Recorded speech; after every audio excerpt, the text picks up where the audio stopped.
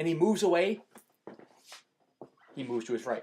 He tends to stand southpaw. If you're watching this on wherever the fuck I'm putting this up, YouTube or Vimeo or wherever one of these sites is going to host this thing, Machida stands southpaw, and he stands to that karate stance like this, right?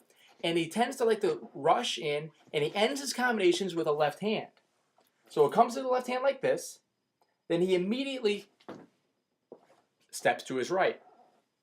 However, if you're pressing him, if you're coming at him, he backs away and to his own left. Every fight, he does this over and over and over and over and over again. This is actually one of the things I'm hoping we can do with 5-Star TV, is we can actually have a picture-in-picture and presumably break this down, breaking all kinds of copyright laws in the process, but fuck it. It's not like I care about the law, right? But you can actually see this in real time, though. Watch the Tito Ortiz fight. Just go and watch that one fight. You will see this. Machida, when he initiates offense and wants to stop, backs away into his right. When he doesn't want to initiate offense, when he's backing away, when he's running, if you will, he goes back into his left. Every time, without fail. He tends to end all of his combinations with the left hand. He likes to use inside leg kicks, and he uses the occasional high kick just to keep the distance. He'll do his little trip deal every once in a while, too. Throw that left hand, and if you're not expecting it, boom, kicks out your leg from underneath you. But to me, the big deal, and both fighters actually will switch their stances, Machida more so than Shogun, but Machida tends to switch his stances and then throw a kick. Like he'll be standing southpaw, then he'll switch to conventional stance, throw a kick, bring it down, and decide to go right back to southpaw. To me, the big problem that you're going to have if you're Shogun Hu in this fight is that Machida keeps distance. He gets that karate style, he stands way back, he leans back, he leaps in with one strike and gets away. A lot of single strikes, boom, boom, out. In and out, in and out, in and out. He does not stand there and say, fuck it, dude. Let's stand in the phone booth. Let's fight this shit out. That's not the Lyoto Machida style. He is a counterpuncher. He picks his spots. He gets in, he gets out. He does not stay in one place for too long. Shogun Hua has a problem with guys who have distance on him. I noticed this in particular with the Alistair Overeem fight, and specifically the first fight with Alistair Overeem. Alistair Overeem, as we all know, is a giant human being right now at heavyweight. It is hard to fathom this man fought at light heavyweight, but he really did. And oddly enough, he gassed out at light heavyweight quicker than he does at heavyweight. But nonetheless, Shogun Hua had a lot of trouble with Alistair Overeem's reach and size when they fought at the first fight of the Grand Prix finals. I think a lot of Shogun has that classic shoot box, I call it Brazilian Muay Thai style, of much more brawling than technical precision. Again, you see Wanderlei Silva, Ninja Hua, Shogun Hua, Evangelista Cyborg, Mrs. Cyborg, this kind of style where they just stand there and say, fuck it, let's go, motherfucker, and then they just throw down. You see a lot of Shogun just kind of throwing punches like this, just because he says, fuck it, I just throw punches. What they really want to do, what Shogun really wants to do, is not really throw punches for the sake of throwing punches. He wants to grab that clinch. He wants to grab that clinch and throw knees. And he has some beautiful knees in the clinch. We all talk about Anderson Silva, and Anderson Silva's got deadly knees. But Shogun Hua has an ability to grab that clinch and skip out to the side and throw knees to the body. And he throws one up, boom, and he kind of switches back and forth, back and forth, back and forth. And I think that if there's one way you can beat Shogun Hua on the feet, it is to get in the clinch, dirty him up. Tito Ortiz had a little bit of success in their fight with this. He got him in the clinch against the cage, sort of digging body shots, digging body shots, digging body shots from the clinch. I think it's the way to beat Machida. I think you dig him in the body shots a lot, weakens him, can't move around as much anymore, then you get that takedown and punch him on the ground. I do not think you want to play the outside game with him, and that's the thing. Machida loves to play the outside game. He loves to play the distance game. You want to be standing here and him here. He wants to stand him. Boom. You're too far away. You're far away that he can hit you, but you can't hit him because he's just got that technique and that timing that you don't have. And if I'm Shogun, I'm worried about that because I don't like being on the outside. Furthermore, if I'm Shogun, I'm an aggressive fighter. My style is aggressive.